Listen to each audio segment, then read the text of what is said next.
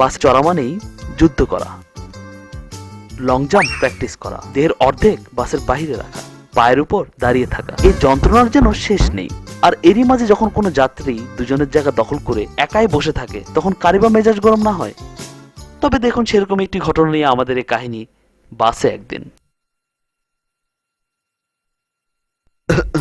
সালাম আলাইকুম ভাইজান। ওয়ালাইকুম সালাম। ভাইজানের নাম কি? নাম দিয়ে কাম কি? না মানে জিগে আর কি। মোহাম্মদ আনসার। বাস বাস ভাই, টপ নাম রাখছেন দেখি। আপনি কি ভাই রংবাজ টংবাজ নাকি? না ভাই বেড়াদার, না চাচারা মামুরা? না। ভাইজানে কি বিয়ে করছেন?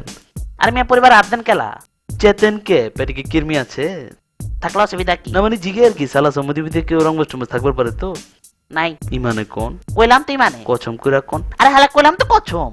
তাহলে হলে সোজা বয়, তো ছড়ায় বছস কে? বাসটা মনে জন তোর বাপের সিধা বন, নইলে ঠেঙ্গের নলা ভেঙ্গা বাচ্চা তন হালাই দিমু। হালাই মাছে খারবার পারে না, হালাই চেগায় বসে সোজা।